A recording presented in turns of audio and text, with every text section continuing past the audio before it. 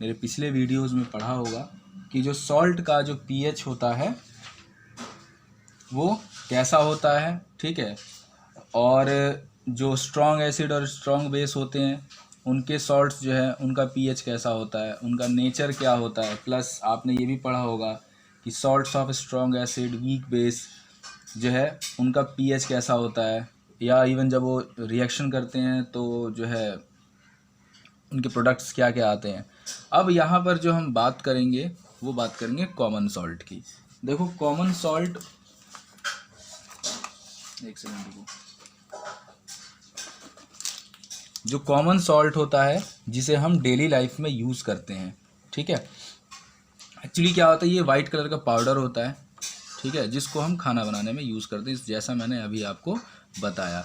अब देखो एक चीज़ यहाँ पर बहुत ज़्यादा इम्पॉर्टेंट है और आपको ध्यान भी रखना है इस चीज़ को कि केमिकल नेम और केमिकल फार्मूला, ठीक है। देखो एक कॉमन नेम होता है जिसको हम साधारण भाषा में उसको जो है किसी चीज़ का नाम अगर हम नॉर्मल वे में बोलते हैं तो उसको कॉमन नेम बोला जाता है। लेकिन जब हम किसी लेबोरेटरी में काम करते हैं, किसी लेबोरेटरी में लैब में जाते हैं, तो आपको वहाँ पे केमिकल्स का जो केमिकल नेम होता है, ठीक है, उससे उस चीज़ को पहचानना होता है। दूसरा उसका केमिकल फार्मूला उस पर लिखा होता है।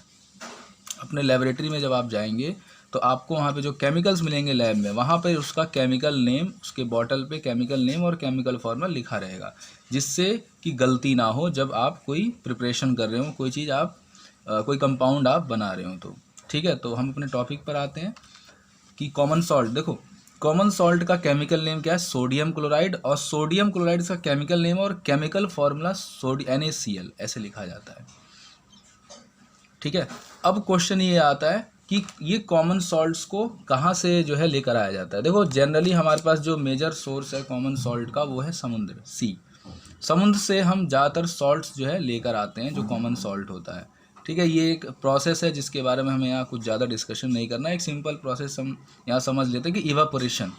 इवापोरेशन जब करवाया जाता है, यानी समुद्र के पानी को लाकर इकट्ठा करते हैं और उसका इवापोरेशन करवाते हैं। इवापोरेशन कराते समय क्या होता है कि जो सॉल्ट होता है, क्योंकि वो हैवी होता है, जैसे प्रेसिपिटेट टाइप, वो नीचे बैठ जाएगा और जो पानी होगा वो भाप बन के ऊपर की तरफ चला जाएगा, ठीक है। और डायरेक्टली हम उस सॉल्ट को यूज़ नहीं करते क्योंकि उसमें बहुत सारी इम्प्योरिटीज़ होती हैं, तो उसको रिफ़ाइन करना पड़ता है।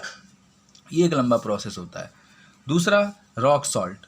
रॉक सॉल्ट क्या होता है, रॉक सॉल्ट जो है ना, ये वैसे हम समुद्र में से नहीं निकालते क्योंकि ये पत्थरों के पास, देखो नाम से ही पता चला, रॉक, रॉक मतलब पत्थर, जो सेंधा नमक होता है वो उस सॉल्ट को बोला जाता है। ये रॉक सॉल्ट क्या होता है, इसको माइंड किया जाता है। ये क्या होता है, ये अंडरग्राउंड में ना डिपॉजिट हो जाते हैं, चिपक जाते हैं, इनको वहाँ से निकाल कर लाया जाता है, तो इसकी माइनिंग की जाती है, ठीक है।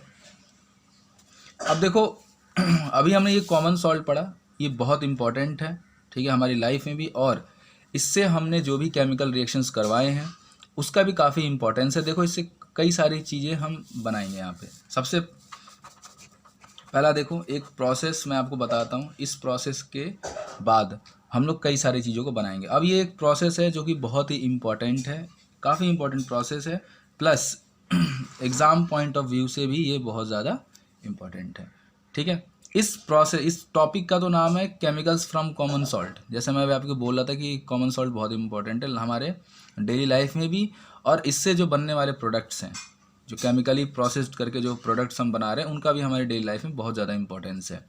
तो इसमें एक प्रोसेस पढ़ते हैं जिसका नाम है क्लोर अल्कली प्रोसेस, ठीक है। क्लोर अल्कली प्रोसेस, एक्चुअली ये एक तरीके का प्रोसेस होता है। इसमें हम क्या करते हैं कि इलेक्ट्रोलाइसिस यानी इलेक्ट्रिसिटी का हम इस्तेमाल करके इसके अंदर हम लोग सोडियम हाइड्रोक्साइड, क्लोरीन गैस और हाइड्रोजन गैस को प्रोड्यूस करवाते हैं। कैसे करते हैं देखो, मैं आपको एग्जांपल एक डायग्राम से बताता हूँ। देखो ये देखो, आपने ये डायग्राम देखा, अगर जिसके पास NCERT बुक होगी उसमें बना हुआ है। देखो अगर किसी ने पुरानी बुक खरीदी होगी तो उस वाले बुक में आपको कुछ डायग्राम इस तरीके से होगा। मैं आपको बता देता हूँ, कंफ्यूज नहीं होना, कई बच्चे पुरानी बुक भी लेकर आते हैं। यहाँ सोडियम क्लोराइड है ऐसे लिखा होगा, और उन्होंने वहाँ पे ऐसे इस तरीके के, देखो यहाँ पे 3 सिलेंडर बनाए होंगे, नहीं 2 सिलेंडर हैं, ठीक है। और एक बॉक्स सा होगा। एक जगह हाइड्रोजन गैस लिखा होगा, एक जगह क्लोरीन गैस लिखा होगा और एक जगह सोडियम का हाइड्रोक्साइड लिखा होगा।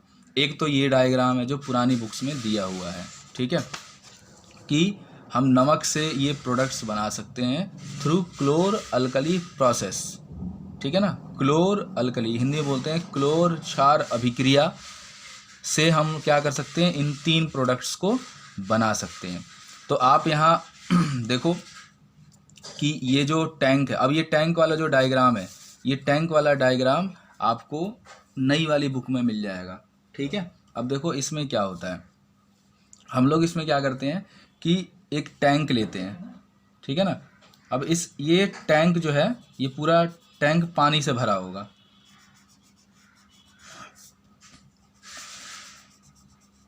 ये रेड कलर पानी नहीं है, मैं टैंक को कलर कर रहा हूँ। अब इसमें पानी है तो पानी में क्या करेंगे, नमक मिला देंगे। देखो ये जो टैंक है, इस टैंक में पानी और नमक दोनों ही मिलाया गया है, ठीक है। और दोनों को इस सॉल्यूशन को हम टैंक में भर देंगे इसमें, ठीक है। बाहर से हम लोग क्या करेंगे, 2 रॉड डालेंगे इस तरह से। ये दोनों रॉड्स हैं, ठीक है, ये दोनों इंडिविजुअली रॉड्स हैं, जो ये रॉड इस पानी में रखा गया है। अब देखो इन रॉड्स का ही बहुत ज़्यादा इम्पोर्टेंस है। मैं बताता हूँ, जरा इसको कलर कर दो ताकि आपको सही से समझ में आ जाए। मैंने डायग्राम बनाया हुआ है, ठीक है। इन दोनों रॉड को पानी में डाला गया। अब देखो इस रॉड के हम जो है 2 नाम लिख देते हैं। देखिए 2 रॉड्स हैं, इसको हम नेगेटिव रॉड बोल देते हैं और इसको हम पॉजिटिव रॉड बोलते हैं। नेगेटिव यानी माइनस का साइन लगाया, ठीक है। अब माइनस का साइन लगा रखा है, देखो मैं इसको यहाँ पे बताता हूँ। ये बैटरी का साइन होता है।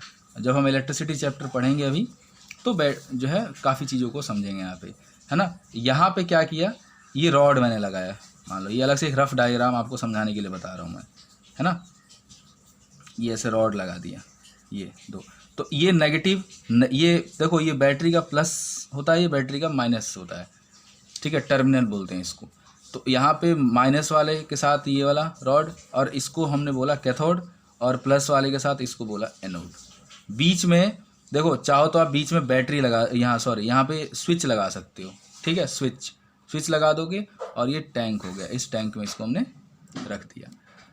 यही चीज़ आपको समझना है, वही यही डायग्राम मैंने यहाँ पर बनाया हुआ है, ठीक है। ये की है, की का मतलब स्विच है। ये जो एरो ऐसे बनाया हुआ है इसका मतलब इस स्विच को ऑन करेंगे, ऐसे टैप करेंगे इसको तो ये तार के साथ ज्वाइन हो जाएगा। बैटरी का प्लस टर्मिनल, माइनस टर्मिनल, ठीक है। यहाँ पर क्या किया हमने, इसको कनेक्ट कर दिया। जैसे ही हम स्विच ऑन करेंगे इसके अंदर रिएक्शन चालू हो जाएगा, और रिएक्शन चालू होगा तो इसको बोलते हैं हम इलेक्ट्रोलाइसिस, ठीक है। अब इसके अंदर क्या होगा, जो एनोड होगा, एनोड के पास क्लोरीन नाम की गैस इकट्ठी हो जाएगी आके। जो एनोड के पास है क्लोरीन नाम का गैस है इकट्ठा होगा। दूसरा जो कैथोड है, कैथोड के पास हाइड्रोजन गैस इकट्ठा होगा। अब देखो इसको याद करने का सिंपल तरीका है, आप बैटरी से नेगेटिव वाले को नेगेटिव टर्मिनल से आपने ये कनेक्ट किया। जो हाइड्रोजन होता है इसके जब भी आयंस बनेंगे, एक याद करने का तरीका है, वो आयंस हमेशा प्लस में बनेंगे और प्लस वाला हमेशा माइनस के पास आता है। हमेशा नेगेटिव पोल एक दूसरे को अट्रैक्ट करते हैं, ठीक है। जो नेगेटिव चार्जेस होते हैं, माइनस प्लस एक दूसरे के पास आते हैं या प्लस माइनस एक दूसरे के पास आते हैं। ये क्लोरीन गैस है, ये नेगेटिव चार्ज होता है तो ये प्लस वाले के पास पहुंच जाएगा। तो देखो क्लोरीन गैस एनोड के पास इकट्ठा होगा और हाइड्रोजन गैस कैथोड के पास। और जो सोडियम हाइड्रोक्साइड है, सोडियम हाइड्रोक्साइड इस कैथोड के आसपास आपको मिलेगा। जो सोडियम हाइड्रोक्साइड है ये कैथोड के आसपास आपको मिल जाएगा। तो ये है क्लोर अल्कली प्रोसेस, ठीक है। अब देखो यही चीज़ मैंने यहाँ पर रिएक्शन में, इस रिएक्शन को आपको याद रखना है, बहुत इंपॉर्टेंट रिएक्शन है, ठीक है। देखो सोडियम क्लोराइड में जब हमने पानी डाला, ठीक है, और जैसे ही इलेक्ट्रिसिटी पास किया, जैसे कि मैंने आपको डायग्राम में यहाँ पर बताया है, जैसे ही इलेक्ट्रिसिटी पास किया, सोडियम हाइड्रोक्साइड, क्लोरीन गैस और हाइड्रोजन गैस बाहर आया, ठीक है। तो इसको बोलते हैं क्लोर अल्कली प्रोसेस। अब देखो जब क्लोर अल्कली प्रोसेस होता है तो उसमें इलेक्ट्रोलाइसिस हो गया, ठीक है। और इलेक्ट्रोलाइसिस होने के साथ साथ में कौन कौन सी चीज़ें यहाँ पर इकट्ठी हुई वो मैंने आपको बताया। अब देखो लिखा भी है कि chlorine gas is produced at anode यानी पॉजिटिव इलेक्ट्रोड के पास, hydrogen gas is produced at cathode यानी नेगेटिव इलेक्ट्रोड के पास, और sodium hydroxide solution is formed near the cathode. Sodium hydroxide का जो सॉल्यूशन है वो कैथोड के पास बना हुआ है। ठीक है, बहुत इंपॉर्टेंट प्रोसेस है, आप इसको ध्यान से याद कर लेना। अगर नहीं समझ में आए वीडियो को एक बार जो है पॉज करो, डायग्राम बनाओ, ठीक है, और उसके बाद नहीं समझ में दोबारा से रिवाइंड करो वीडियो को और फिर देखो। चलो अब आगे बढ़ते हैं। नेक्स्ट टॉपिक है हमारा सोडियम हाइड्रोक्साइड। देखो सोडियम हाइड्रोक्साइड जो हम पढ़ रहे हैं वो सोडियम हाइड्रोक्साइड हमें क्लोरअल्कली प्रोसेस में मिला है। इसको कॉस्टिक सोडा भी कहा जाता है, और ये सोडियम क्लोराइड को ब्राइन भी कहते हैं, इसको ध्यान रखना। सॉल्यूशन ब्राइन जब बन जाता है तो। अब देखो बात करते हैं सोडियम हाइड्रोक्साइड की। अब जैसे मैंने आपको जो है बताया था कि केमिकल फॉर्मूला और केमिकल नेम, ठीक है, तो देखो सोडियम हाइड्रोक्साइड ये इसका केमिकल नेम है और इसका केमिकल फॉर्मूला NaOH। ठीक है, सोडियम हाइड्रोक्साइड क्या है ये केमिकल नेम, और सोडियम NaOH क्या है ये केमिकल फॉर्मूला। ठीक है, अब सोडियम हाइड्रोक्साइड को साधारण भाषा में कॉस्टिक सोडा कहते हैं। ठीक है, ध्यान रखना, इसको कॉस्टिक सोडा भी कहा जाता है। इसको हमने जो देखो हम लोग इसको यूज़ भी करते हैं कॉस्टिक सोडा को काफ़ी, तो इसके यूजेस मैंने यहाँ नीचे लिखे भी हैं कि it is used for making soaps and detergents. साबुन और सर्फ जो बनाने वाली कंपनियाँ होती है वो इसका काफ़ी भारी मात्रा में इस्तेमाल करती हैं। दूसरा, जो हमारे पास टेक्सटाइल जो कपड़े बनाने वाले उद्योग होते हैं वहाँ पर इसका काफ़ी इस्तेमाल किया जाता है।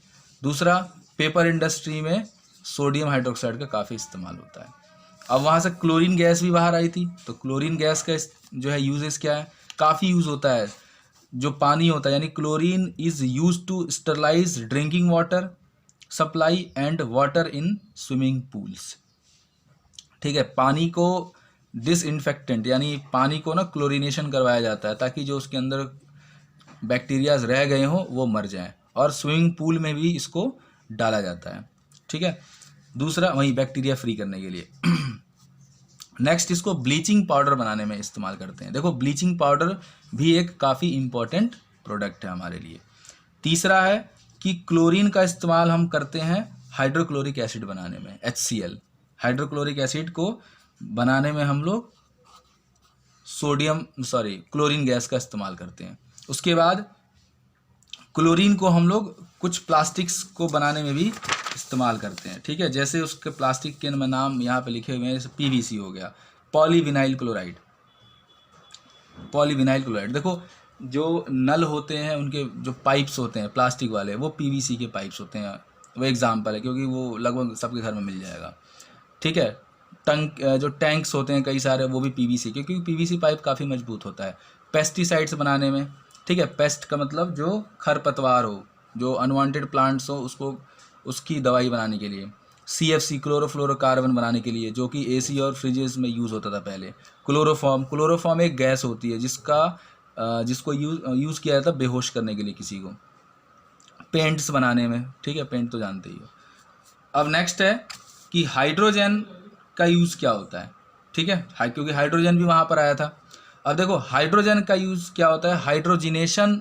एक्चुअली क्या होता है, हाइड्रोजिनेशन एक प्रोसेस होता है जिससे हम लोग क्या करते हैं कि यहाँ पर सॉलिड फैट्स बनाते हैं। एक्चुअली क्या होता है, अगर हम जमा देते हैं तो मतलब अगर आपको ऑयल को जमाना है तो उसके लिए एक प्रोसेस होता है जिसका नाम है हाइड्रोजिनेशन। ठीक है, कि आप ऑयल को जमा दो। दूसरा, मेथनॉल बनाने में काम आता है। मेथनॉल भी एक अल्कोहल की कैटेगरी होती है, ये मेथनॉल बट ये पॉइजनस होता है, इसको हम पी नहीं सकते। ठीक है, उसके बाद हाइड्रोजन का इस्तेमाल फर्टिलाइजर्स बनाने में होता है। रॉकेट फ्यूल में भी होता है, रॉकेट फ्यूल। ठीक है, लिक्विड हाइड्रोजन को भर के ले जाता है क्योंकि लिक्विड हाइड्रोजन में जल्दी आग नहीं लगता। अब अगले टॉपिक की तरफ बढ़ते हैं हम लोग, जिसका नाम है वॉशिंग सोडा। ठीक है, अब देखो वॉशिंग सोडा जो जिससे कपड़े धोए जाते हैं, तो इसका chemical name sodium carbonate Deka hydrate. Deka का मतलब होता है 10, और केमिकल फॉर्मूला ये लिखा हुआ है Na2CO3 10 molecule of H2O, sodium carbonate Deka hydrate. काफ़ी इंपॉर्टेंट है ये भी, जो है आप इसका फॉर्मूला तो ज़रूर याद कर लेना। अब एक्चुअली क्या है, यहाँ पे फॉर्मेशंस आने लगेंगे कि ये चीज़ बनती कैसे है। चलो पढ़ते हैं फिर।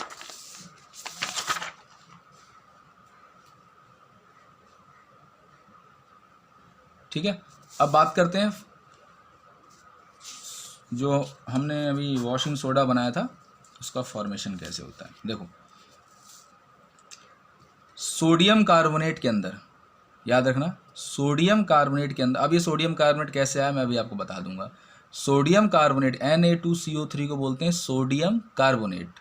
ठीक है, हम इसमें पानी के 10 मॉलिक्यूल्स को ऐड करते हैं, हम इसमें पानी के 10 मॉलिक्यूल्स को ऐड करते हैं, तो क्या होता है, ये मॉलिक्यूल ऐड होने के बाद कुछ इस तरीके का बन जाता है। ये बन गया हमारा washing soda, sodium carbonate Deka hydrate.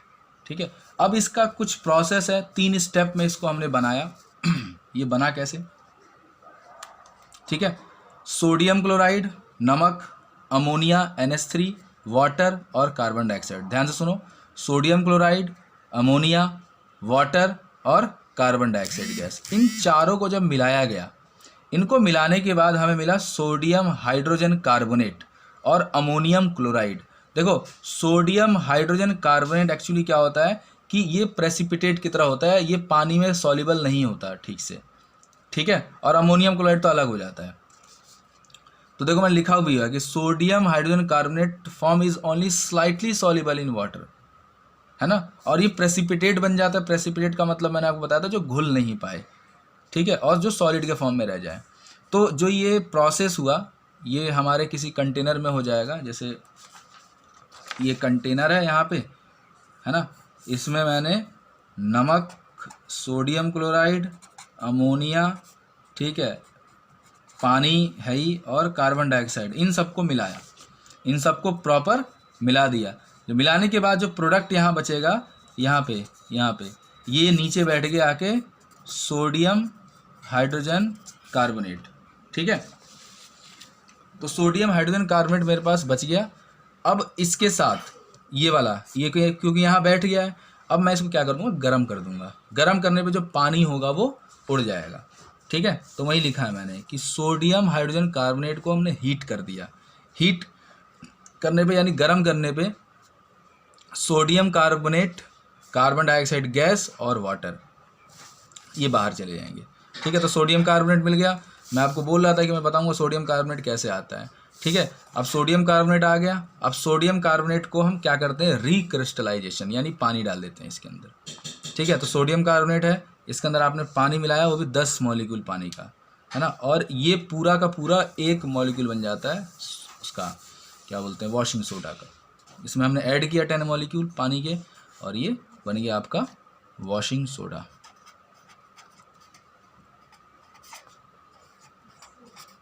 ये हो गया।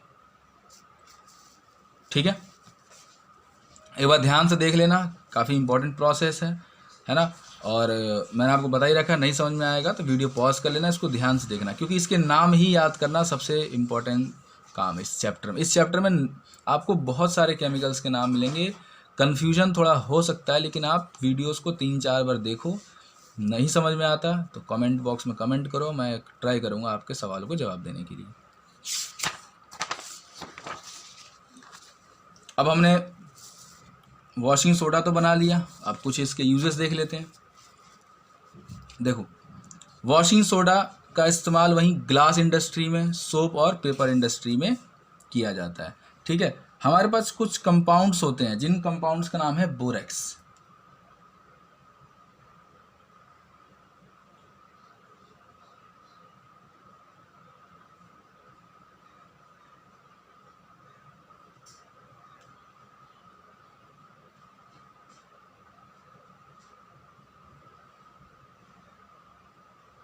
देखो मैं आपको बोरेक्स की इमेज दिखाता हूँ।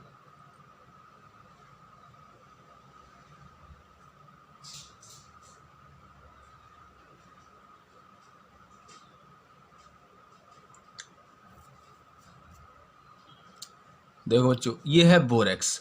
ठीक है, देखो बोरेक्स क्या होता है। बोरेक्स एक हमारे पास कंपाउंड होता है जिसका इस्तेमाल हम लोग शीशा बनाने में करते हैं, या सिरेमिक के मटेरियल्स को बनाने में हम लोग बोरेक्स का इस्तेमाल करते हैं। ठीक है, बोरेक्स एक काफ़ी इंपॉर्टेंट कंपाउंड होता है।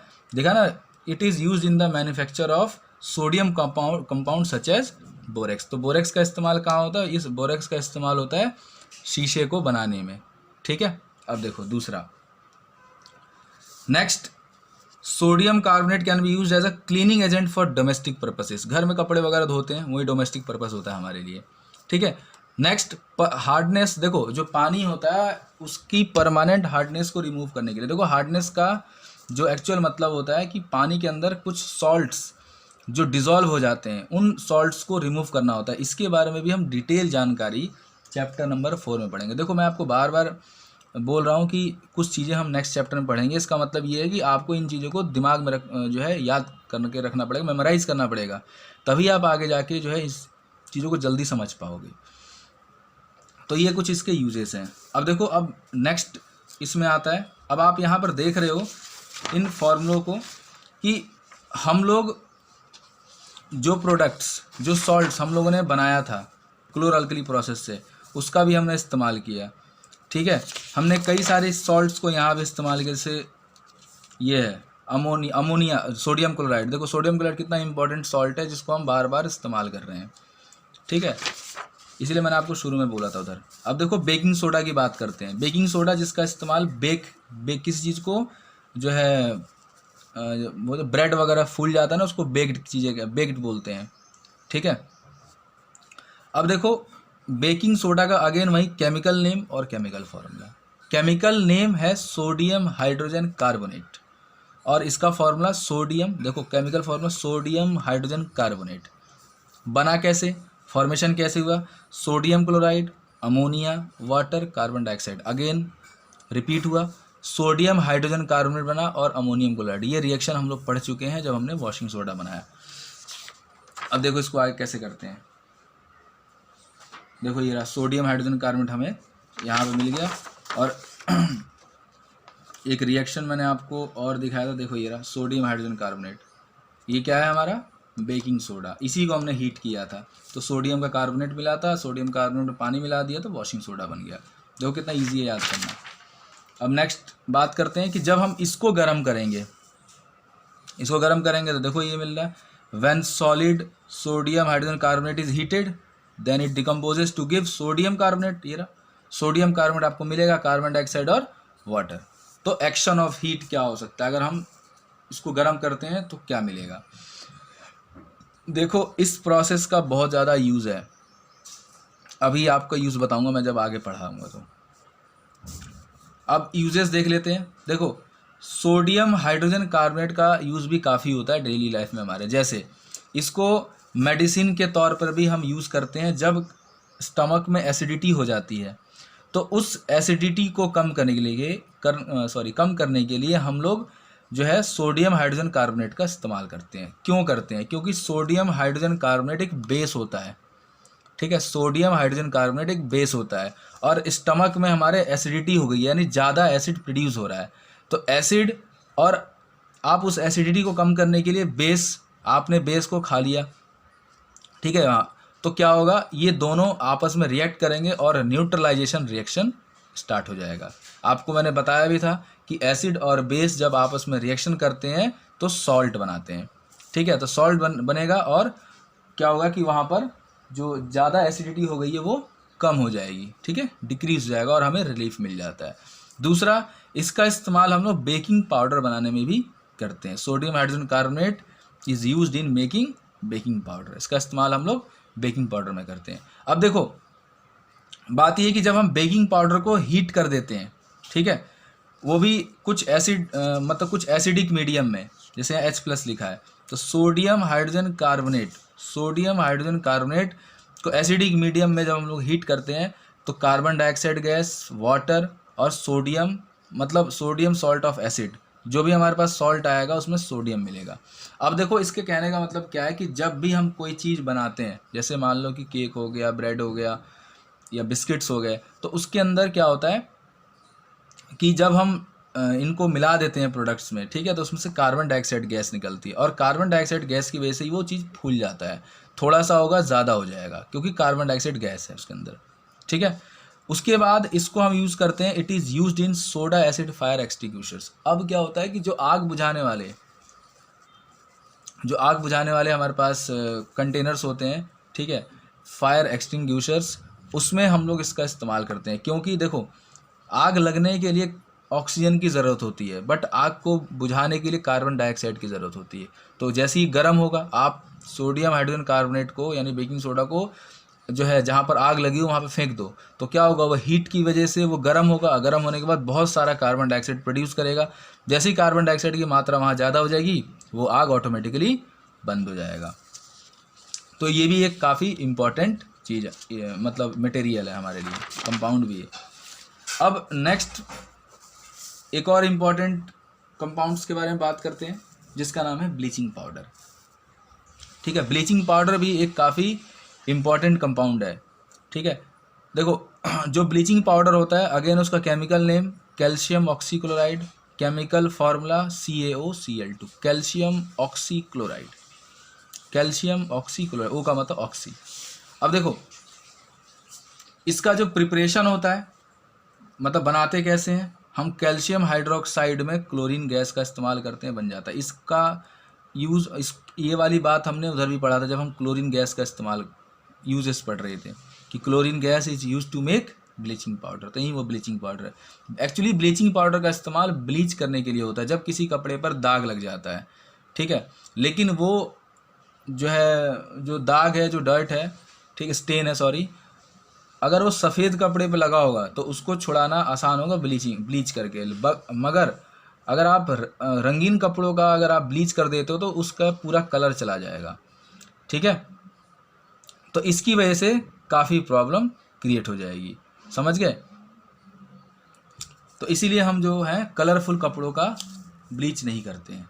तो देखो कैल्शियम हाइड्रोक्साइड में जब हम क्लोरीन गैस डालेंगे तो क्या होगा, कैल्शियम ऑक्सीक्लोराइड बनेगा, और कैल्शियम ऑक्सीक्लोराइड क्या होता है, ब्लीचिंग पाउडर होता है, और साथ में पानी आएगा। प्रॉपर्टीज़ क्या होती है, मैंने आपको बता दिया कि ब्लीचिंग पाउडर क्या होता है, एक वाइट पाउडर होता है, लेकिन इसका स्मेल थोड़ा स्ट्रॉन्ग होता है। उसके बाद ये ठंडे पानी में डिज़ोल्व हो सकता है। यूजेस क्या है, ब्लीच करने के लिए काम आता है, लाइनन, टेक्सटाइल, कॉटन इंडस्ट्री, वहाँ पर वुड, पल्प, पेपर, इन सबको जो है साफ़ करने के लिए जो है काम में लाया जाता है। क्योंकि ज़्यादातर जो पेजेस बनाए जाते हैं वो वाइट पेज ही बनाया जाता है स्टार्टिंग में। टेक्सटाइल इंडस्ट्री में लाइनन है, कॉटन इंडस्ट्री में, इन सबको साफ़ करने के लिए इनका ब्लीच किया जाता है, ताकि जो डर्ट हो वो पूरी तरीके से रिमूव हो जाए। प्लस ब्लीचिंग पाउडर का इस्तेमाल हम पानी को साफ़ करने में भी करते हैं, ठीक है। जो वूल होता है, ऊन, वो श्रिंक हो जाता है, तो उसको सॉफ्ट करने के लिए या अनश्रिंकेबल करने के लिए जो है ब्लीचिंग पाउडर का इस्तेमाल किया था, उसको हम ब्लीच कर देते हैं, जितने भी हमारे पास ऊन वगैरह होता है। अब एक नेक्स्ट और बेहद ही इम्पोर्टेंट प्रोडक्ट है, कंपाउंड है, प्लास्टर ऑफ पेरिस, POP, उसको POP भी कहा जाता है, पॉप, बहुत इंपॉर्टेंट कंपाउंड है प्लास्टर ऑफ पेरिस। देखो प्लास्टर ऑफ पेरिस का इस्तेमाल डॉक्टर्स करते हैं हड्डियों को, अगर किसी की हड्डी टूट जाती है तो उसको फिक्स करने के लिए, क्योंकि हड्डियों को इससे तो जोड़ नहीं सकते, बट आप जहाँ पर हड्डी टूट गई है उसको हम क्या करते हैं, एक पोजीशन पे ला देते हैं, ठीक है, और यहाँ पर इसको POP को मतलब कुछ यहाँ पे सपोर्ट के लिए लगा के वहाँ पे POP लगा के उसको रख देते हैं। जब POP सेट हो जाता है तो हार्ड हो जाएगा, और हड्डियों की प्रॉपर्टी होती है कि वो ग्रो करती हैं, ठीक है। तो जब वो जुड़ जाएंगी, जब वो सेट हो जाएंगी, तो फिर उसको काट के हटा दिया जाता है। दूसरा POP का इस्तेमाल होता है दीवारों को स्मूथ करने के लिए, जो है तरह तरह की मूर्तियों को बनाने के लिए, डिज़ाइन, जितने भी वॉल सीलिंग डिज़ाइंस होते हैं उनको बनाने के लिए, तो POP काफ़ी काम आता है हमारे।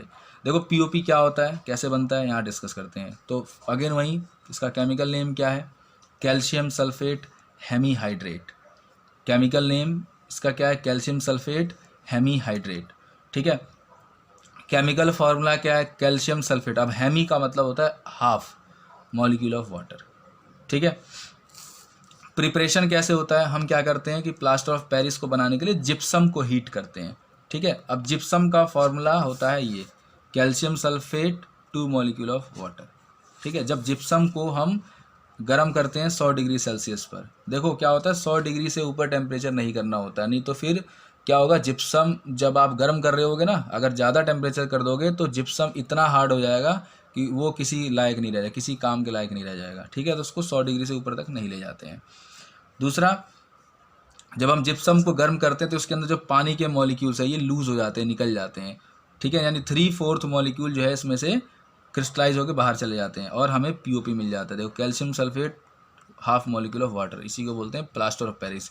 ये भी काफ़ी इंपॉर्टेंट रिएक्शन है, काफ़ी इंपॉर्टेंट प्रोसेस है जिसे आपको याद रखना है, बहुत इंपॉर्टेंट प्रोसेस। दोबारा बता रहा हूँ कि जब हम जिप्सम को हीट करते हैं, ठीक है, ये डेल्टा का साइन मैंने बना दिया, इसको डेल्टा, इसका मतलब होता है हीट। ठीक है, इसको मैंने पहले भी समझाया हुआ है। जब इसको हम हीट करते हैं तो calcium sulphate half molecule of water, ठीक है, और यहाँ 1/2 मॉलिक्यूल ऑफ वाटर ये रिलीज हो जाता है। ठीक है, और ये जो बच जाता है ये हमारा है पीओपी, प्लास्टर ऑफ पेरिस। लेकिन रिवर्स रिएक्शन भी इसका होता है, अगर आप प्लास्टर ऑफ पेरिस में ये आप डाल दोगे तो कुछ जिप्सम क्रिएट हो जाएगा यहाँ पे।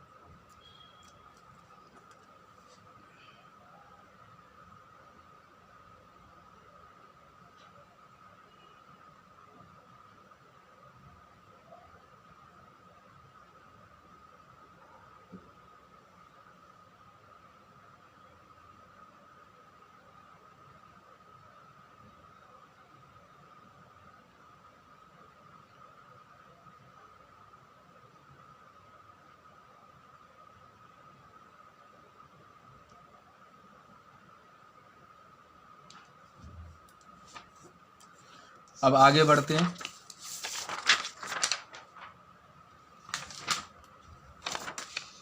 यूजेस इसके, जैसे मैंने आपको टॉपिक स्टार्ट करते ही बता दिया था कि प्लास्टर ऑफ पेरिस का इस्तेमाल हॉस्पिटल्स में करते हैं, जो बोन्स फ्रैक्चर्ड हो जाते हैं उनको सेट करने के लिए राइट पोजीशन में, है ना। अब ये इंश्योर हीलिंग लिखा है ताकि उसको दर्द ना हो, इस तरीके से उसको सेट करें।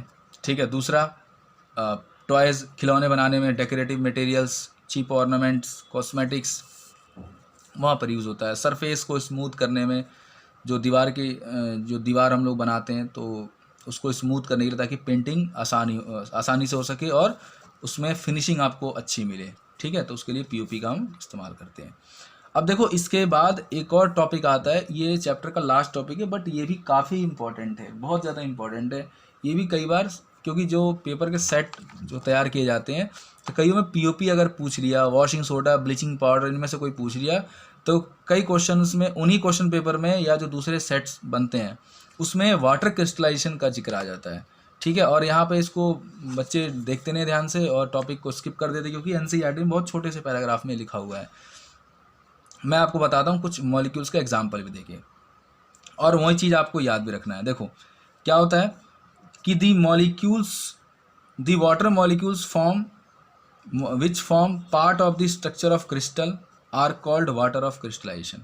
यानी कुछ वाटर के मॉलिक्यूल, है ना, किसी क्रिस्टल में जाके भाग लेते हैं, वो क्रिस्टल सॉल्ट, किसी सॉल्ट का क्रिस्टल ही होगा। ठीक है, तो उसको वाटर ऑफ क्रिस्टलाइजेशन कहा जाता है। ये पहला पॉइंट है। दूसरा कि the salts which contain water of crystallisation are called hydrated salts. जो भी सॉल्ट वाटर क्रिस्टलाइजेशन शो करते हैं वो ज़्यादातर हाइड्रेटेड होते हैं, यानी उसके अंदर पानी के molecules, fix number of water molecules present होंगे। ठीक है, दोबारा बता रहा हूँ कि जो भी वाटर क्रिस्टलाइजेशन फॉर्म करेगा उसके पास, यानी उसको हाइड्रेटेड सॉल्ट भी कहा जाएगा, और उसके पास फिक्स नंबर ऑफ वाटर के मॉलिक्यूल्स होंगे। वो 2 हो सकते हैं, वो 5 हो सकते हैं। ठीक है, अगर ये मॉलिक्यूल्स आप हीट करके हटा देते हो तो उनका कलर भी चेंज हो जाता है, उस सॉल्यूशन का कलर भी बदल सकता है। इसका एग्जांपल मैं दूंगा अभी आपको। तो जैसे इसका एग्जांपल देख लेते हैं कि हमारे पास पहला एग्जांपल है कॉपर सल्फेट का। कॉपर सल्फेट के क्रिस्टल्स जो होते हैं उनके पास वाटर के 5 मॉलिक्यूल्स होते हैं। ठीक है, एक फॉर्मूला यूनिट में। तो CuSO4, 5 मॉलिक्यूल ऑफ H2O, ये कॉपर सल्फेट का एक क्रिस्टल है, एक यूनिट फार्मूले का, जिसका नाम है कॉपर सल्फेट पेंटाहाइड्रेट। 5 का मतलब, पेंटा का मतलब 5। अगर आप इसको गर्म कर देते हो ना, अगर आपने इसको गर्म कर दिया, ठीक है, तो ये कलर इसका डल होना स्टार्ट होगा। जैसे जैसे गर्म होगा इसका कलर धीरे धीरे रिमूव हो जाएगा। ब्लू कलर का सॉल्यूशन होता है ये, ठीक है। जैसे आप इसको गर्म करोगे ये कलर इसका डल हो जाता है, इसको मैं बताऊंगा अभी। दूसरा सॉल्ट है हमारे पास सोडियम कार्बोनेट के जो क्रिस्टल्स हैं उसके पास 10 मॉलिक्यूल होते हैं पानी, वाटर क्रिस्टलाइज यानी पानी के एक फार्मूला यूनिट में। और ये भी हमने पढ़ा है कि Na2CO3 10 मॉलिक्यूल ऑफ H2O, इसको बोलते हैं sodium carbonate decahydrate. Next calcium के सल्फेट, कैल्शियम क्रिस्टल्स देखते हैं। Calcium sulphate crystals contain 2 molecules of water, ठीक है, एक फार्मूला यूनिट में। तो कैल्शियम सल्फेट और 2 मॉलिक्यूल है पानी के, तो इसको क्या बोलेंगे, कैल्शियम सल्फेट डाईहाइड्रेट। देखो 3 सॉल्ट्स के मैंने आपको नाम बताया, उनके क्रिस्टल्स एक फार्मूला यूनिट में कितने मॉलिक्यूल होते हैं वो भी मैंने आपको बताया, ठीक है।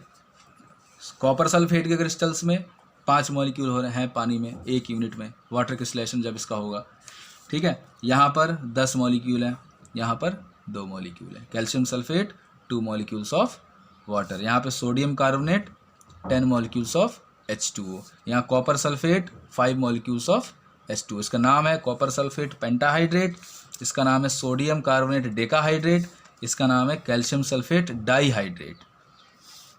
अब जो ये हाइड्रेटेड सॉल्ट्स हैं, अगर हम इसको हीट करते हैं तो क्या फ़र्क पड़ता है, ठीक है।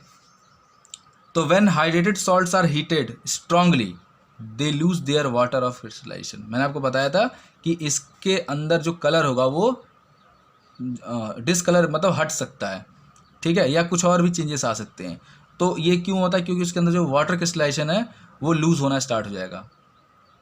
दूसरा, by losing of water crystallisation जितने भी हाइड्रेटेड सॉल्ट्स होंगे वो अपना शेप, है ना, जो उसका शेप होगा उसका कलर होगा, ठीक है, वो चेंज हो जाएगा, बिकम कलरलेस पाउडरी सब्सटेंस। हो सकता है वो पाउडर्ड फॉर्म में आ जाए, ठीक है, स्टेट बदल जाएगा, लिक्विड था तो सॉलिड में भी आ सकता है। दूसरा, the salts which have lost their water of crystallisation उसको बोलते हैं एनहाइड्रस। एनहाइड्रस का मतलब होता है जिसमें पानी ख़त्म हो रहा हो या ख़त्म हो गया हो, ठीक है। अगर कोई सॉल्ट अपने में से वाटर को या वाटर के क्रिस्टल्स, वाटर के जो क्रिस्टल्स होते हैं उसको लूज़ कर देगा, क्रिस्टल में से वाटर को लूज़ कर देगा, तो वो एनहाइड्रस सॉल्ट कहलाता है, ठीक है। इसका मैं एग्जांपल यहाँ पर कॉपर के साथ जो है आपको समझा रहा हूँ। जैसे कॉपर सल्फेट के क्रिस्टल्स हैं, कॉपर सल्फेट ये पेंटाहाइड्रेट हो गया ना, 5 molecules of H2O, are blue in colour बताया था। जब हम कॉपर सल्फेट के क्रिस्टल्स को हीट करेंगे बहुत ज़्यादा, ये क्या करेगा, अपने सारे जो वाटर ऑफ क्रिस्टलाइजेशन है ये लूज़ कर देगा और एनहाइड्रस कॉपर सल्फेट बना देगा, जो कि वाइट कलर में मिलता है। यानी कहने का मतलब ये है कि आप एक जो है बीकर के अंदर कॉपर सल्फेट हमने डाल रखा है, ब्लू कलर का सॉल्यूशन है, कॉपर सल्फेट को हमने इसके अंदर डाला है और इसको स्ट्रांगली हीट करना है, ठीक है। इसको स्ट्रांगली हीट करेंगे तो हीट करने के बाद क्या होगा कि जो भी इसके अंदर वाटर के जो मॉलिक्यूल्स हैं वो सब बाहर निकल जाएंगे यहाँ से, ठीक है। और यहाँ पे सिर्फ बच जाएगा पाउडर, वो भी वाइट कलर का, ठीक है। और सॉल्यूशन डिसकलर होना स्टार्ट हो जाएगा, मतलब पहले ब्लू था वाइट हो गया। देखो ये रिएक्शन लिखा है, कॉपर सल्फेट पेंटाहाइड्रेट हीट किया कॉपर सल्फेट में, एनहाइड्रस इसको बोलते हैं, पानी नहीं है इसके अंदर, देखो anhydrous copper sulphate white colour का हो गया, ये वाटर आ गया, ठीक है। लेकिन हम इसको वापस भी ला सकते हैं, आप दोबारा इसमें पानी मिला दो, जितना मॉलिक्यूल था दोबारा बन जाएगा वैसे ही, कॉपर सल्फेट पेंटाहाइड्रेट, ठीक है। देखो यहाँ पे reaction, copper sulphate pentahydrate heat किया एनहाइड्रस बन गया। ये पहले क्या था, हाइड्रेटेड कॉपर सल्फेट, पानी था इसके अंदर, ये डिहाइड्रेटेड या एनहाइड्रस है, ये ब्लू कलर का था, ये वाइट कलर का पाउडर बन गया, सॉलिड फॉर्म में आ गया, ये पहले लिक्विड फॉर्म में था, ठीक है। दूसरा, जब हम इसका डिहाइड्रेशन करेंगे यहाँ पे, ये एनहाइड्रस है तो कॉपर सल्फेट, ये रिवर्सिबल प्रोसेस हो जाएगा, दोबारा से आप पानी के मॉलिक्यूल्स मिलाएंगे तो कॉपर सल्फेट और 5 मॉलिक्यूल ऑफ वाटर आपको दोबारा मिल जाएगा। तो ये था चैप्टर का लास्ट टॉपिक, और इस चैप्टर में काफ़ी सारी चीज़ें हैं जो मैंने आपको बताया समझाया। अगर आपको अभी भी कोई डाउट हो तो सबसे पहले तो आपको ये करना है कि वीडियो पॉज करना है, दोबारा पढ़ना है, जो सेंटेंसेस मैंने लिखे हैं कॉपी में नोट कर लो, ठीक है। उसके बाद NCERT के कुछ क्वेश्चंस दे रखे हैं टेक्स्ट बुक में, उसको करके देखो। नहीं आता कमेंट बॉक्स में जो है आप कमेंट करो, कमेंट बॉक्स इसीलिए है ठीक है। मैं कोशिश करूँगा कि जो है आपको और बेहतर तरीके से वहाँ पे समझा सकूँ, और नहीं तो उसके लिए अगर मेरे पास काफ़ी सारे कमेंट्स एक जैसे अगर मेरे को जो सिमिलर मिलेंगे, मैं कोशिश करूँगा कि उसके लिए भी एक वीडियो जो है बना के डाल दूँ। बाकी जो है आप इस चीज़ को, लेसन को पढ़ो, ठीक है। और जिसको ज़्यादा प्रॉब्लम होगी मैं कमेंट बॉक्स में नंबर दे दूँगा व्हाट्सअप, आप वहाँ पे उस पर मुझे व्हाट्सअप कर देना, ठीक है। और मैं आपको कोशिश करूँगा वहाँ से पर्सनली आपको भेज दूँ, ठीक है। तो अब ये लेसन तो ख़त्म हो गया। अब बच्चों, अगर आपको ये वीडियो अच्छी लगती हो, ठीक है, या ये वीडियो अच्छी लगी हो जो मैंने ये वाली वीडियो पढ़ाया आपको, तो आप मेरी इस वीडियो को जो है लाइक, शेयर और सब्सक्राइब ज़रूर कर देना। सब्सक्राइब करने के बाद बेल आइकन को भी दबा देना, ठीक है। और इससे आपको ये फ़ायदा होगा कि जो भी मैं नई वीडियोस डालूंगा आपके पास उसका नोटिफिकेशन पहुंच जाएगा। दूसरा ये है कि अपने दोस्तों के साथ शेयर करो इस वीडियो को। इन सब के अलावा आप बस इस जो है चैप्टर पे ध्यान दो, क्योंकि इसके 3 पार्ट मैंने बनाए हैं। अगर आपने फर्स्ट पार्ट को नहीं पढ़ा होगा तो सेकंड पार्ट बिल्कुल समझ में नहीं आएगा, ना ही थर्ड पार्ट समझ में आएगा। तो आप जैसा मैंने सीक्वेंस बनाया हुआ है आप उस सीक्वेंस को फॉलो करो। उससे ये होगा कि आपको एक पैटर्न मिल जाएगा, ठीक है। इधर उधर से उठा लोगे वीडियोस तो आपको समझ में नहीं आएगा, बहुत ज़्यादा कन्फ्यूजन क्रिएट हो जाएगा, क्योंकि ये चैप्टर है भी ऐसा। जब ये हो जाएगा तो मैं कोशिश करूँगा कि जो इसके एनसीईआरटी क्वेश्चंस हैं टेक्स्ट बुक के, जो लास्ट में एक्सरसाइज क्वेश्चंस दिए होते हैं, बाकी इन टेक्स्ट क्वेश्चन है जो टॉपिक्स के बीच में दिए होते हैं, उनको भी मैं कराने की कोशिश करूँगा, ठीक है। अब इसके बाद जो है मेरी अगली वीडियो आएगी, वो किसी दूसरे चैप्टर पर होगा। हो सकता है मैं इलेक्ट्रिसिटी पे बना के जो है वीडियो डाल दूँ पूरा, क्योंकि ये फर्स्ट टर्म में तो 2 चैप्टर मैंने करा दिए, ठीक है। एक और चैप्टर है, third chapter metal non metal, तो वो भी मैं आपको कराऊंगा, ठीक है। चलो इस वीडियो के लिए यहीं पर।